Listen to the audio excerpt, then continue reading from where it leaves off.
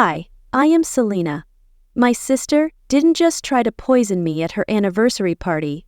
She orchestrated a vicious plot to erase me from our family's legacy, only to watch her perfect world crumble when I turned her betrayal against her. The glass she handed me was meant to silence me forever, but I swapped it, and now her lies burn brighter than her spotlight. Before we dive in, what time are you listening and where from? Drop it in the comments.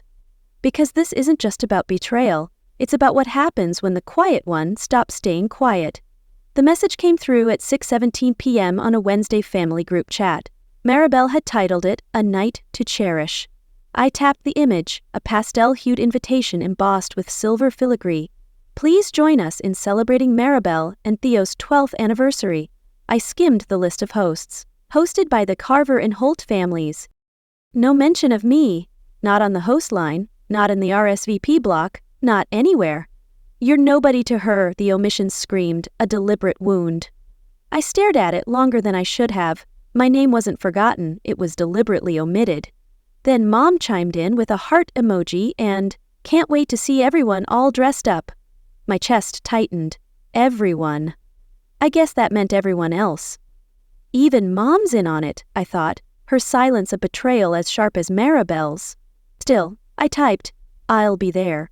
Not because I wanted to be, but because I had to be. That's what dignity looks like sometimes, showing up where you're clearly not wanted and walking in with your head high. Anyway, by Friday, I had booked the hotel myself. Drove alone, no +1. Not that anyone asked. Savannah looked the same, polished, polite, like Maribel.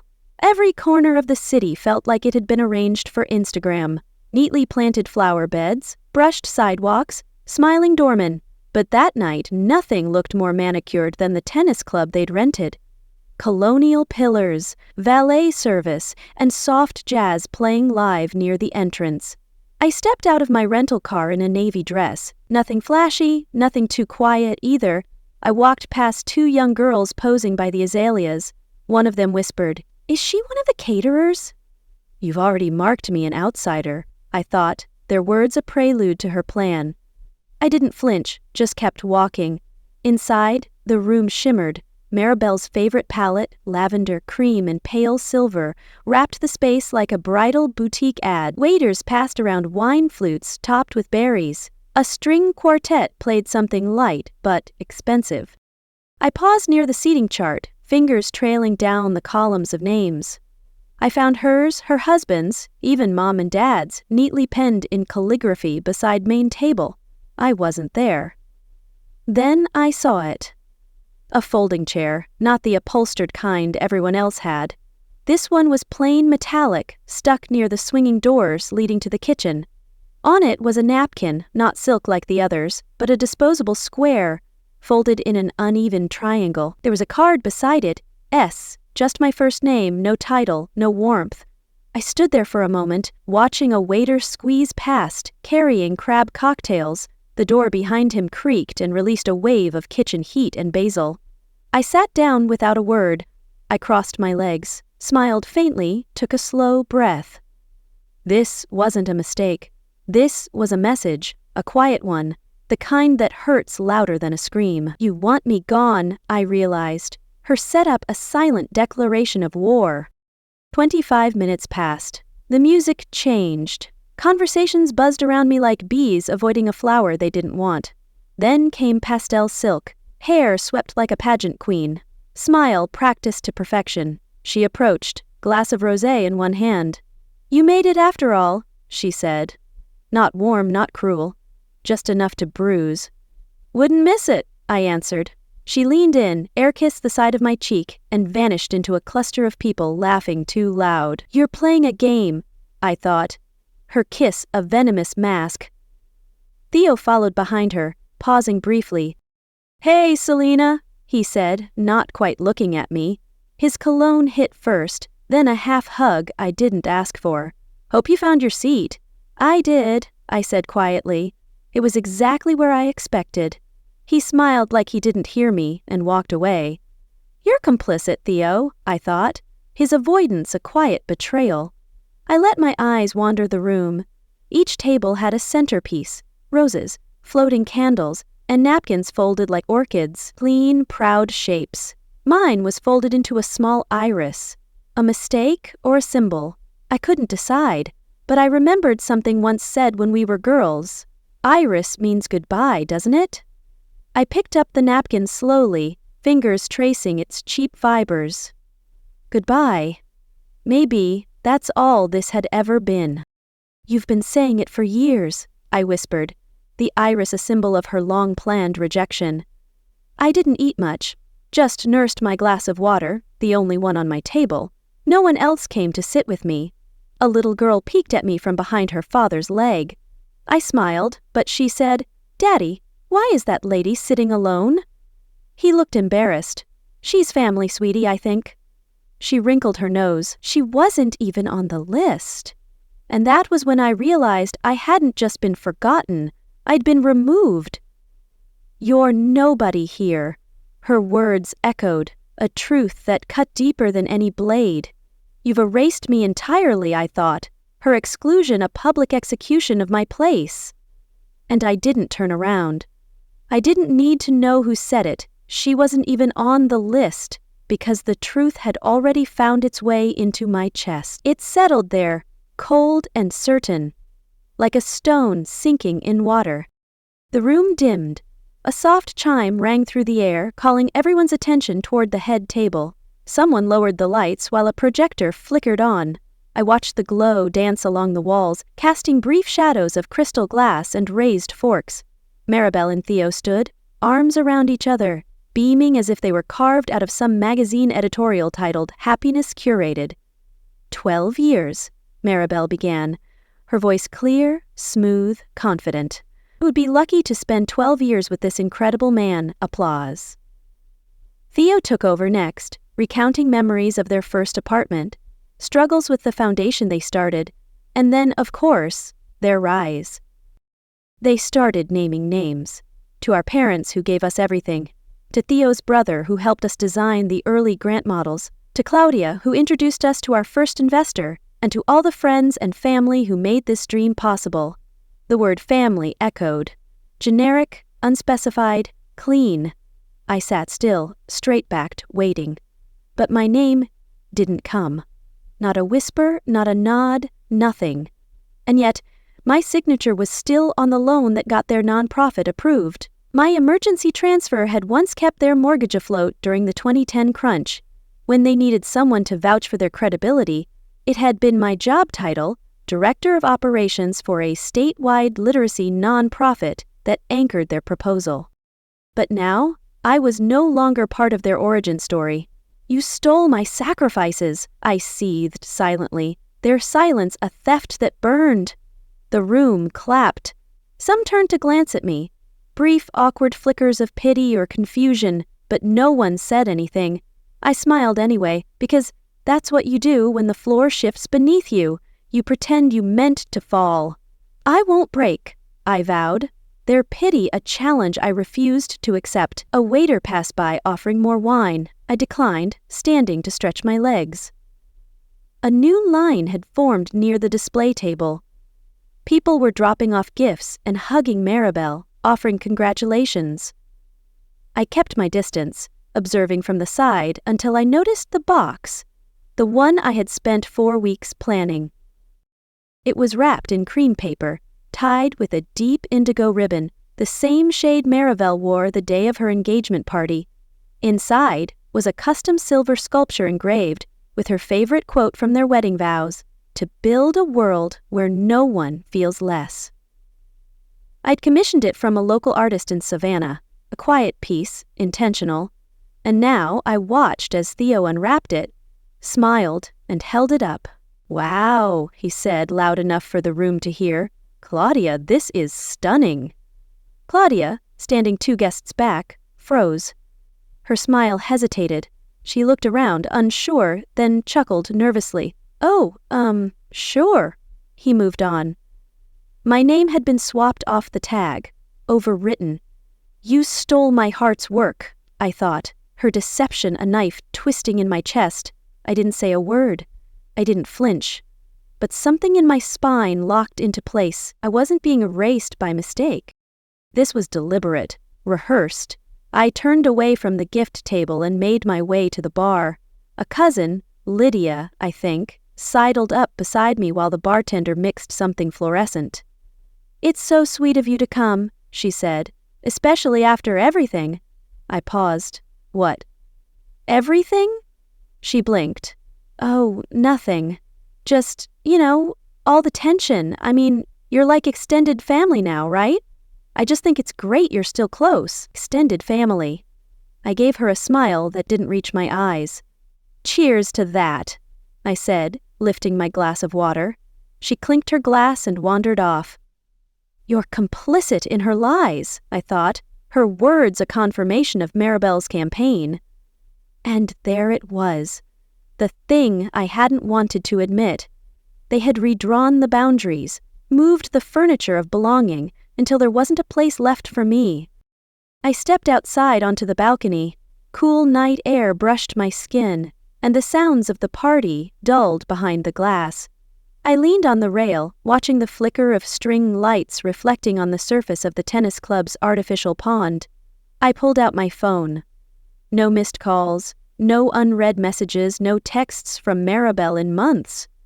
I whispered it to myself, not angry, not even bitter, just tired. So this is how they closed the door without ever slamming it. "You shut me out," I murmured, the silence a mirror to their betrayal. Then, just as I was about to leave, I caught a movement in the corner of the patio. "Maribel." She was standing by the bartender's station, speaking low, her posture deliberate. She was holding 2 drinks. She handed one off, then held the other just long enough to tap her fingernail against the rim twice. The bartender nodded, and that's when it hit me. "You're trying to destroy me," I realized, her actions a chilling act of malice. I stepped back inside, the echo of laughter greeting me like a slap. I didn't flinch from. Maribel was exactly where I'd left her, just past the corner of the bar, poised in a way that made it look casual, except I knew her tells, the tilt of her head, the way she pressed her lips when she wanted something to go unnoticed. She caught my eye, smiled wide, and raised a glass. "Special blend for you," she said sweetly, walking toward me and pressing it into my hand like a peace offering. The glass was chilled, rim kissed with a sliver of lemon. Maribel held on to it a second too long before letting go. Her tone was light, but her eyes, those never learned how to lie completely. "This is your weapon," I thought, her smile a venomous trap. I returned her smile with one of my own, just as practiced. "Thanks," I said, curling my fingers around the glass as if it were any other drink, as if this were any other night. "Enjoy! It's a favorite here," she added, then turned away without waiting for a toast. You think I'm blind, I thought. Her confidence a misstep I'd exploit. I nodded and slipped toward the corridor near the side exit, raising the glass in a silent gesture of thanks to a passing waiter, as if I had every intention of joining the crowd again. Outside again, I moved into the shadows just beyond the terrace heater. The breeze had cooled further. I exhaled slowly, listening to the muffled jazz rolling out from the banquet room. Through the paneled glass, I saw her. Maribel hadn't moved far from the bar. She wasn't laughing, wasn't mingling, she was watching me. Not in a casual way, not like someone happy to see her sister enjoying the party. It was the kind of stillness that came when you waited for something very specific to happen. You're waiting for me to fall, I thought.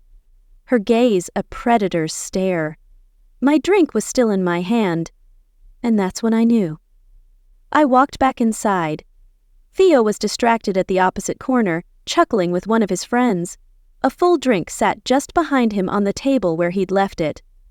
I glanced around. No one was looking. No one ever really looked when it came to me. With a flick of the wrist, I set mine down beside his and swapped the two, quick and smooth. His had condensation along the rim, untouched. Then I stepped back, picked up Theo's drink, the safe one, and took a small sip. Citrusy, bland, ordinary. Your plan backfires now, I vowed, the swap a silent act of defiance. Music swelled in the background. Someone called out for a toast. I rejoined the room like nothing happened, moving through the currents of chatter with calm ease. 50 minutes passed. Maribel's voice echoed from somewhere near the stage, laughing too loud at something that wasn't funny. I didn't look at her. I watched Theo instead. He was in the middle of a story about their vacation in Bordeaux when his face shifted. His hand touched his chest first, then his abdomen. He blinked rapidly, looked confused, sweat gathered on his temple, quick and sudden. "Babe," he murmured, and stumbled forward a half step. People looked up, a few chuckles, then the room paused. He hunched slightly, a gasp. One hand gripped the back of a chair. "I need a minute." "Bathroom," he muttered, already moving. Guests parted. Someone asked if he'd had the oysters. "It's probably the shrimp cake," said Claudia, sipping her cocktail without missing a beat, but I knew better. Maribel's face had changed. Not enough for most to notice, but enough for me.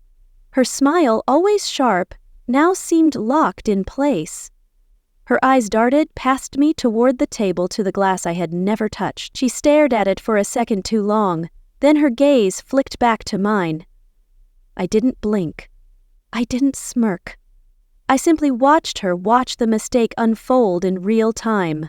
"You poisoned your own," I thought, her panic a silent victory that shook the room.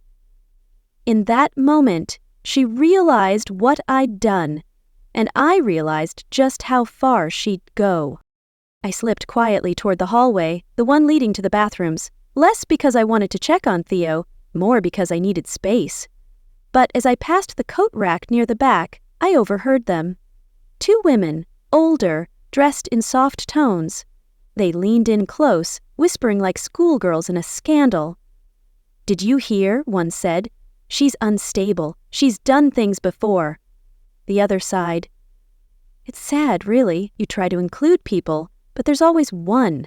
I didn't stop walking. I didn't need to ask who she was."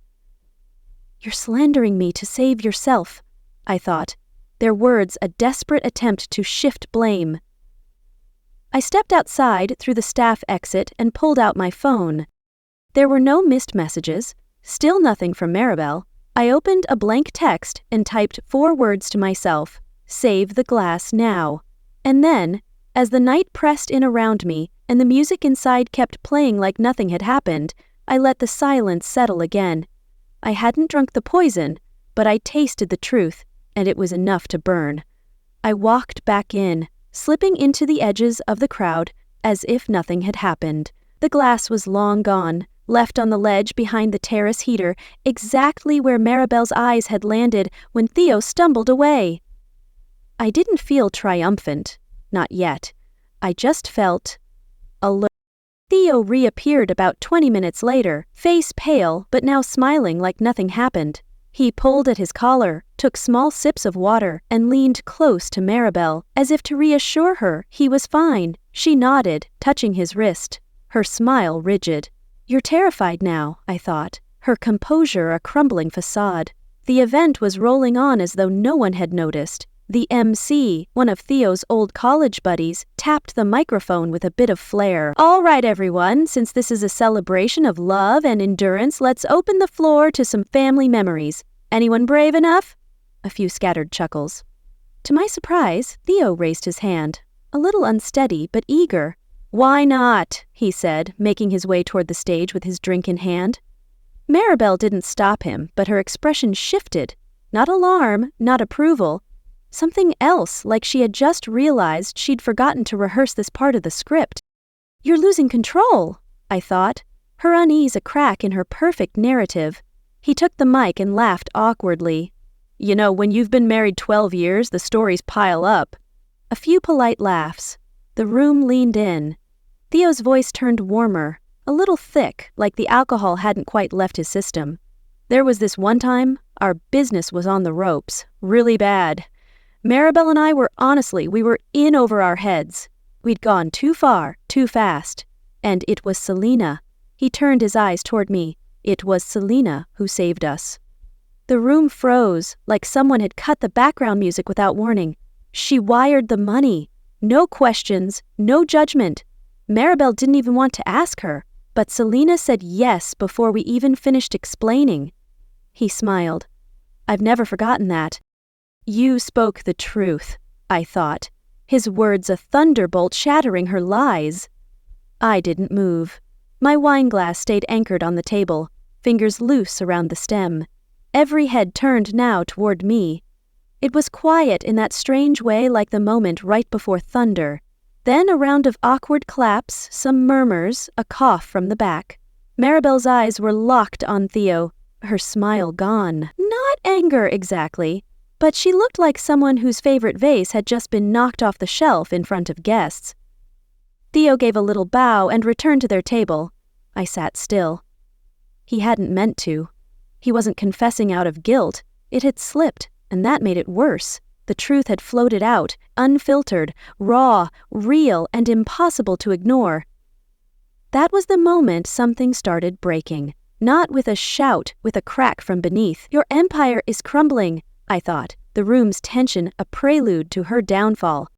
Later, after the dancing had resumed and the tension had been swallowed by red wine and cake, I stepped away from the noise and wandered toward the side garden where the kids were playing under fairy lights.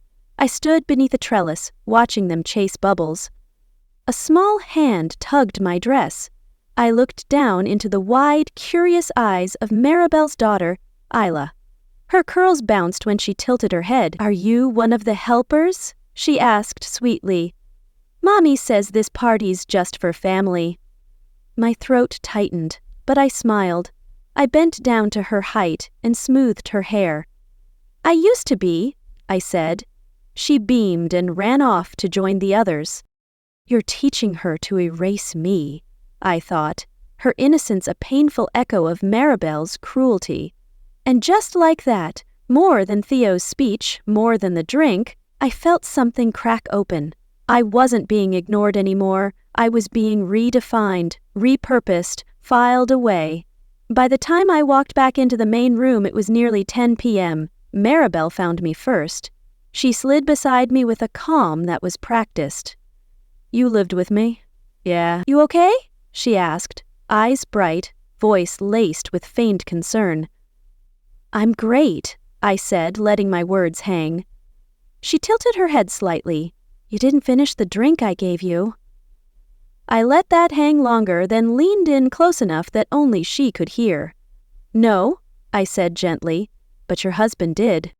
Maribel's smile didn't vanish completely, but it stopped meaning anything. She blinked once. "You know I outplayed you," I thought, her fear a silent admission of defeat. I walked past her and took a seat by the piano.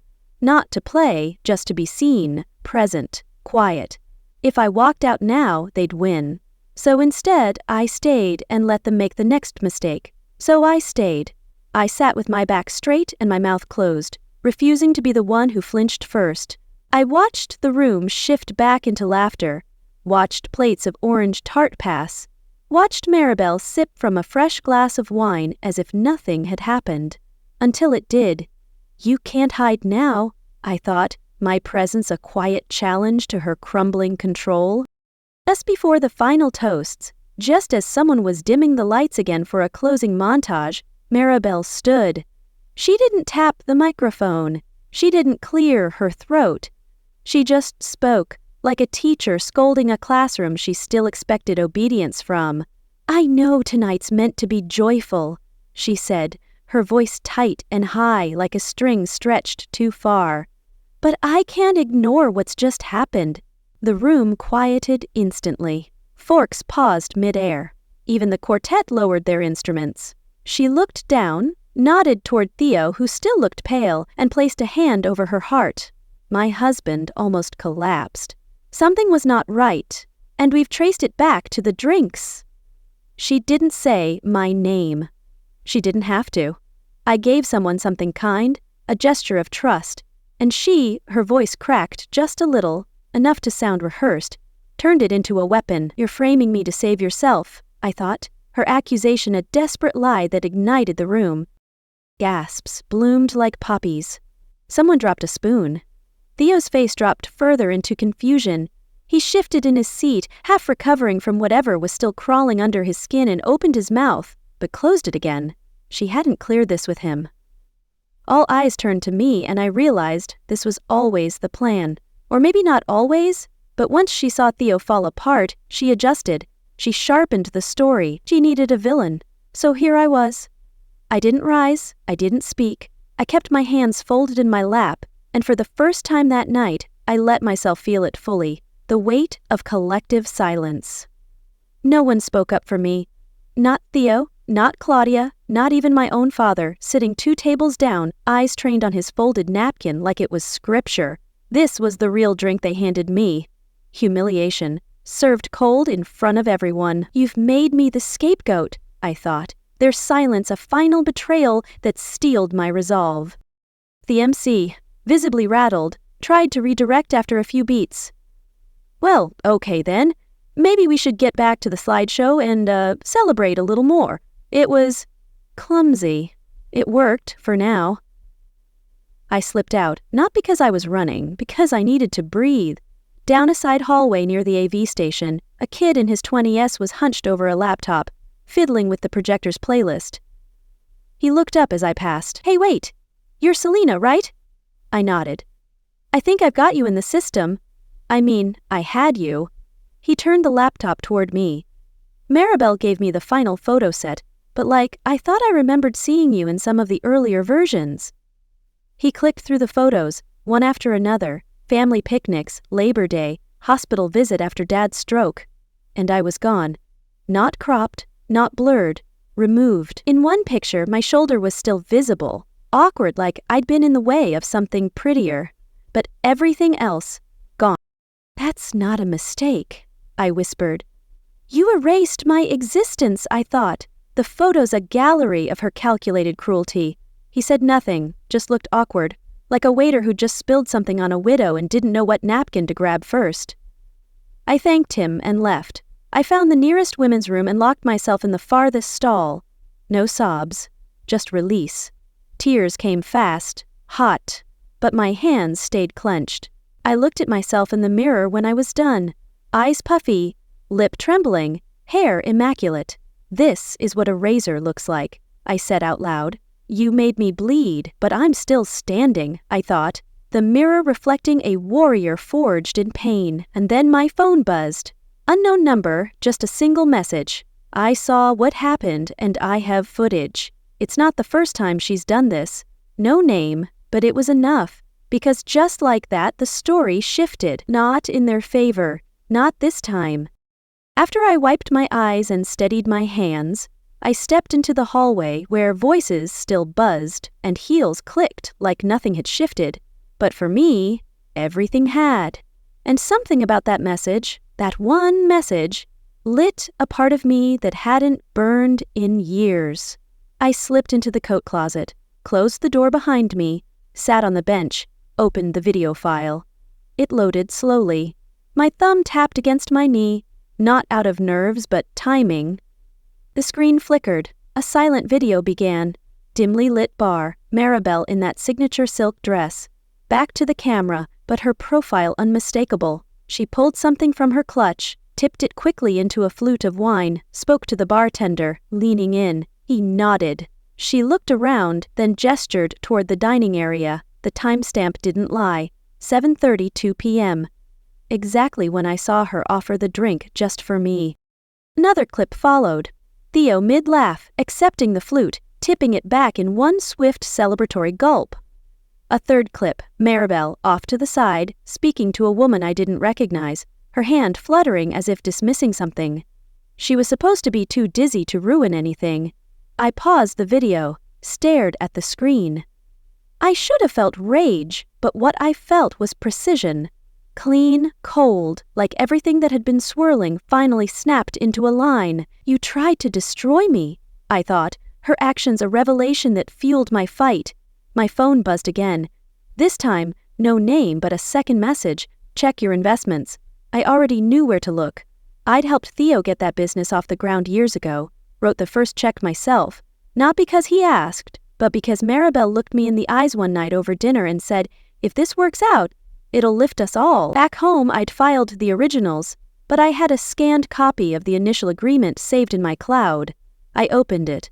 My name, clear as day. Selena Carver, 35% silent investor. Then I pulled up the updated version from last year when they refinanced. No mention of me, just a footnote from the lawyer. Per your request, removed silent investor reference, August 2023. I didn't feel dizzy, I felt documented. My mouth went dry, but not from grief, from clarity. I wasn't just being cut out socially. I'd been erased on paper, legally, intentionally.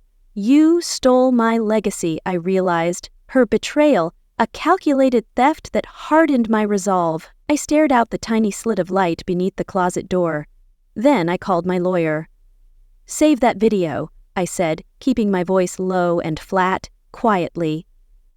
She didn't ask questions. Next, I clicked the number that had sent me the file. It rang twice, then Selena. It was Claudia, Maribel's longtime friend, her once shadow stylist, the one she used to parade as her brand's image consultant before Claudia abruptly stopped showing up to anything. I knew it was you, I said. How long have you had the footage? Since I saw what she did, she said simply. 4 years ago, she told me I embarrassed her brand, that my look was outdated. But really, I got too much attention at one launch. She had me cropped out of all her promos the next day. Silence stretched. Claudia added, she does this. Quiet war, pretty knives, and people let her because she smiles when she cuts. I didn't say anything for a moment then. Will you testify? I already hit record, she said. A pause, then a click. I didn't smile. I just exhaled because when someone builds a life by editing people out, they forget one thing. Sometimes the person they try to erase is the one who kept all the records. You underestimated me, I thought, her downfall sealed by her own arrogance. The ride to Maribel's house was short, but in my chest something long overdue had settled into place. I didn't fidget with my phone. I didn't rehearse anything. I didn't need to. That night, her dining room was dressed like a catalog spread. Muted florals, soft candlelight, name cards etched in cursive, 8 chairs, carefully chosen guests, the illusion of harmony. I stepped in, offered a polite nod to our parents, and sat across from Maribel. Theo barely made eye contact. Claudia arrived last, quietly, slipping into her seat with a tired smile. She didn't bring a gift. She didn't need to. Maribel played the part to perfection, passing dishes, making small talk, complimenting Mom's shawl. Her voice didn't tremble once. If she noticed the shift in air, she didn't show it. We got through dinner without incident, but it was the silence that made the forks heavier. She brought out a layered vanilla tort, cut meticulously. I accepted a slice. Everyone did. She lit the centerpiece candles and said, "Dessert always brings peace, doesn't it?" I looked at her and smiled, just once. Then, without a word, I reached into my bag, pulled out my phone, slid the remote across the table, the one that connected to the flat screen behind us. Would anyone mind watching something? I asked. No one answered. I tapped the remote. The TV hummed to life. The dining room's warm tones dimmed in comparison to the cold image on screen. There was Maribel in the dress she was so proud of, leaning across the bar, pulling a bottle from her clutch, tilting it into a flute of wine. Her posture fluid, deliberate, then a cut to Theo lifting that same glass mid-laugh. The screen froze as he swallowed. The last clip, Maribel whispering to a woman off-frame. She was supposed to be too dizzy to ruin anything. "You're caught," I thought, the screen a courtroom, exposing her crimes. Silence. Dad's fork clinked against his plate. Mom's face drained color. Claudia never looked away from the screen. Theo's chair creaked as he leaned forward. "What is this?" Maribel's voice broke. "It's fake. People can edit anything nowadays, you know that." Claudia calmly reached into her purse. She slid a folder across the table. Slow, certain. Inside, screenshots with timestamps, metadata, a copy of the full uncut video file with chain of custody documentation and a printed letter. Maribel's handwriting, dated 3 years ago from one of her therapy sessions. I struggle with the need to control how others see Selena. She was always too quiet, too capable. I couldn't stand it. Maribel's mouth parted, but no words came out. I let the moment breathe, then said, "I'm not here to destroy your life, Maribel. Just to reclaim mine. Your lies end tonight," I declared, my voice a quiet thunder that shook the room. She looked at me like she didn't understand the language I was speaking. Maybe she didn't. Not really. Dad didn't speak. He just pushed his plate away. Mom whispered, "Maribel, how could you?" Theo rose from his chair but said nothing. His hands trembled slightly. Claudia stood next. She placed one hand on my shoulder. "You ready?" I nodded, picked up my bag, paused at the doorway. "This was never about revenge," I said. "It was about visibility. I was never the problem. I was just inconvenient." "You lost me forever," I thought, my exit a final severance of her control. No one followed us. No one told us to stay. And for the first time in a very long time, I walked away from that house without wondering if I should have done something differently. I never expected the silence to last. Not in Maribel's world. 4 days after the dinner, my phone pinged with a video link, anonymous, sent from an account called Carver Family Truth. The thumbnail alone made my stomach drop. It was me, crying. Not recent, not real. It was a clip from 7 years ago, recorded during a panic attack after Mom's chemo. Maribel had stayed just long enough to hit record, then walked away before the nurses came. And now the caption read, "Unstable sister ruins family legacy." Again, it had been cut down to 25 seconds, no context, no audio beyond my ragged breathing, and it was gaining traction, likes, reposts, comments like, "Why is she always the victim?" or "Someone get this woman help." I knew the handwriting behind it, even if it came from a fan account. Maribel's fingerprints were all over it, the phrasing, the timing, the cruelty dressed in polished branding. "You're trying to bury me," I thought. Her smear campaign, a desperate counterattack. She couldn't undo the video from the dinner, so she tried to bury it in a different narrative, one that cast her as the composed older sister forced to endure her dramatic, broken sibling. It worked. At first, my inbox filled with passive-aggressive questions from board members at my nonprofit. "We're just checking in. Is everything all right mentally? I saw something online that concerned me. Are you safe? You're poisoning my life," I seethed, their doubt a ripple of her malice. I didn't answer them immediately. Instead, I opened my drive. I pulled the uncut security video. I pulled the scanned investment documents, every check stub, every contract with my name quietly erased. I pulled the therapy letter Maribel once left in a shared folder back when she still believed in healing. "If she ever speaks, we're done," she'd written in a voice memo after an argument. I'd kept that, too, and I wrote, not for vengeance, not even for vindication. I wrote because silence hadn't saved me. The essay I sent to local press, a few trusted bloggers, and one longtime donor started simply, "I was never a threat to the family legacy. I just refused to be erased from it." Attached were files, proofs, screenshots, receipts, and the voice memo. It was shared widely within hours. No drama, no shouting, just documentation. Maribel responded by going dark. Her social media accounts vanished overnight. But the damage was done, not because I had tried to destroy her, but because I had simply told the truth. Her sponsors began pulling partnerships. One board member from her wellness foundation issued a public resignation, citing irreconcilable values. And Theo, he packed a small suitcase and checked into a downtown hotel. No dramatic farewell, no explanation. He didn't even return her call the night I saw her sobbing alone in her car. You reaped your lies, I thought. Her isolation a consequence she couldn't escape.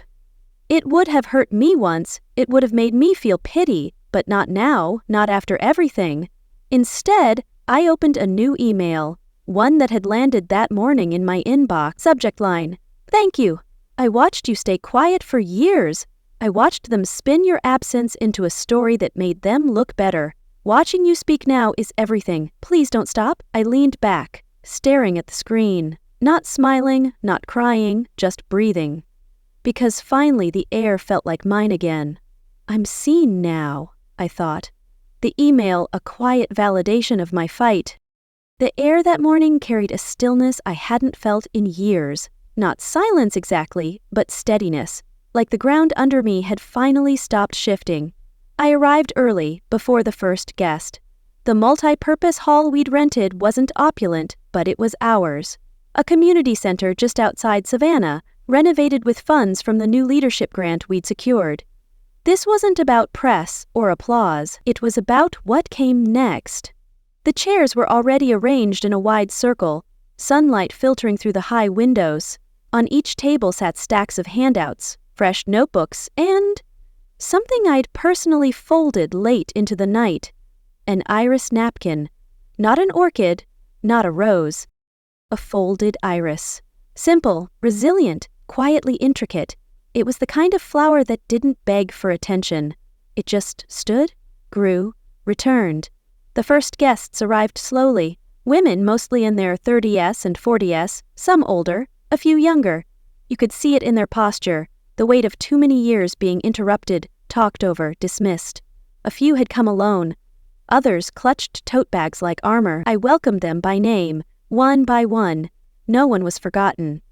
By the time I stepped up to the small podium we'd set up near the front, every seat was filled. I didn't use a microphone. I wanted my voice to meet them without filters. "Thank you for being here," I said, steady, clear. "This room is built by women who know what it feels like to disappear and choose not to." I paused, watching eyes meet mine, some blinking back tears, others just nodding. "This isn't a speech," I continued. "It's a beginning." There was a ripple of quiet agreement, and then, because the universe loves irony, a floral delivery was brought in. Blue irises, no card at first, just a blank envelope. I opened it. The message inside was handwritten. "You stood still when the world pushed. You chose to walk forward." No signature, just the handwriting I recognized. Elegant, careful. I set it aside on the podium. I didn't read it aloud to the group, but later during the break, someone asked, so I did, and then I tossed it in the recycling bin. I didn't need to keep it. A closure doesn't always mean forgiveness. Sometimes it just means the door no longer opens both ways. "You can't buy my silence," I thought, her gesture a hollow attempt that failed. As the event wound down and most people had left, I stayed behind, tidied up, walked the room once more. I let myself breathe in the feeling of something finished and something beginning.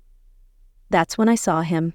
Theo, standing near the back, hands clasped in front of him, not in a suit this time, just a plain jacket, civilian in every sense. We didn't hug. He approached, nodded once, and held out his hand. I took it. "I should have listened," he said, "when you gave me the chance." I studied his face. The lines looked deeper than I remembered, not older, just clearer. "Some truths need silence to bloom," I said. "But they still need sunlight." He nodded again and left without asking for anything. No apology, no performance. And that, strangely, was enough. "You see me now," I thought, his acknowledgement a quiet step toward healing. I stayed behind another hour, sat at the last table near the windows, watching the sky burn soft pink and gold. A girl wandered over, maybe 7 or 8. She'd been there with her grandmother, one of the attendees. She tilted her head. "Are you the lady who built this place?" I smiled. "One of many." She looked down at the napkin by her plate, fingering the folds. "It's pretty," she said. "It's an iris," I told her. "We fold them to remember." "Remember what?" "The ones who were left out," I said, and brought themselves back in. She nodded like it made perfect sense. Maybe it did. She walked off. I stayed a few minutes longer, not waiting, just being. I'm here and I'm enough, I thought, the stillness a testament to my reclaimed voice, scarred but unbroken. Sometimes the best way to write your story is to stop waiting for someone else to include.